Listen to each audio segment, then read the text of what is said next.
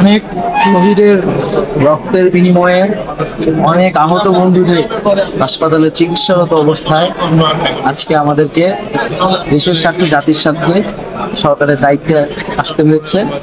আমরা মনে করেছি যেহেতু তরুণদের নেতৃত্বেই অভ্যুত্থান সংঘটিত হয়েছে, তরুণরা যদি সরকারে আসে আমাদের জনগণের আস্থা বাড়বে এবং তরুণরা একই সাথে সরকারে থাকবে, রাজপথেও থাকবে। অভিজ্ঞতা এবং তারুণ্যের সংমিশ্রণে অন্তর্বর্তীকালীন সরকার গঠিত হয়েছে। আমরা যে প্রতিশ্রুতিগুলো করেছিলাম, গণহত্যার বিচার এবং রাষ্ট্র কাঠামো পুনর্গঠন, নিরপেক্ষ নির্বাচন, সেই কাজগুলোকে সামনে রেখে, সেই লক্ষ্যগুলোকে সামনে রেখে এই সরকার কাজ করবে এবং অতি দ্রুত সময়ের মধ্যে মানুষের জীবনে নিরাপত্তা এবং আইন শৃঙ্খলার পরিবেশ ফিরিয়ে আনাই আমাদের প্রথম কাজ হবে। রাষ্ট্রিক সংস্কারের জন্য তো সবচেয়ে ইম্পর্টেন্ট বিষয় হচ্ছে সংবিধানে হাত দিতে হবে, কিন্তু আপনাদের তো সেই ম্যান্ডেট নাই, তাহলে সেটা কিভাবে সম্ভব? আমরা মনে করি এটি অভ্যুত্থানের ভিতর দিয়ে সরকার গঠিত হয়েছে। আমরা কিন্তু কেবল ক্ষমতা হস্তান্তরের জন্য, কোনো একটি গোষ্ঠীর কাছে ক্ষমতা পৌঁছে দেওয়ার জন্য এই অভ্যুত্থানে মানুষ এত শহীদ হয়নি, রক্ত দেয়নি। মানুষ একটি নতুন বাংলাদেশ পাবে, নতুন রাজনৈতিক বন্দোবস্ত পাবে, সেই আশা থেকেই এটি করেছে। তো মানুষের সেই ম্যান্ডেট নিয়েই আমরা সরকারে এসেছি এবং অন্যান্য রাজনৈতিক দল এবং বিভিন্ন পক্ষের সাথে আলোচনার মাধ্যমে আইন অনুযায়ী যতটুকু কার্যক্রম নেওয়া সম্ভব এবং রূপরেখাগুলো আমরা হাজির করব এবং সেই অনুযায়ী কাজ করব। আপনারা গণপরিষদ গঠন করার পরিকল্পনার কথা বলেছিলেন আন্দোলনের সময়, সেই পথে কি হাঁটবেন? আমরা এই বিষয়ে খুব দ্রুত সময়ের মধ্যেই সকল রাজনৈতিক দল, আইনজ্ঞ, সংবিধান বিশেষজ্ঞ বসে এটার একটা প্রস্তাবনা হয়তো তৈরি করব। এই সরকারের মেয়াদ কতদিন হতে যাচ্ছে?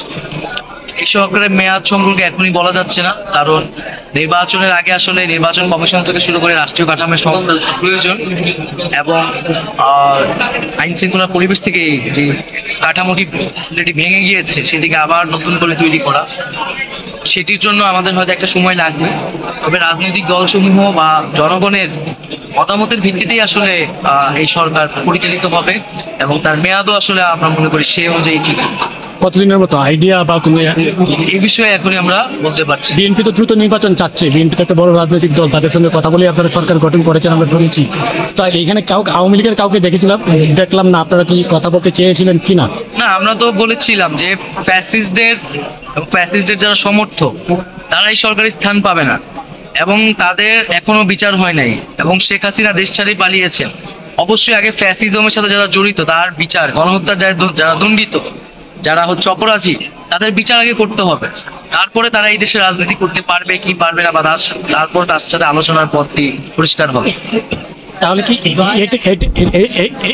এটা কি মানে শুধু এই ঘটনার বিচার, নাকি আর আগে যে হত্যা, গুম, নির্বাচন, গণহত্যা, পিলখানা হত্যাকাণ্ড থেকে শুরু করে এই আগস্ট এবং জুলাইয়ের যে গণহত্যা এবং এইগুলোর রেজিমের যে লুটপাট, দুর্নীতি, ভোটাধিকার লঙ্ঘন, এই সব কিছুই আমরা বিচারের আওতায়।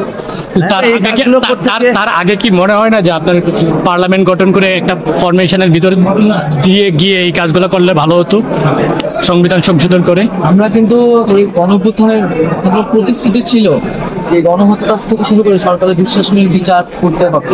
তো অন্তত আমরা কিন্তু সেটা একটা টুকু কমিশন হতে পারে বা একটা তদন্ত কমিশন হতে পারে। তো একটা প্রাথমিক উদ্যোগ কাজগুলা এই সরকারের থেকে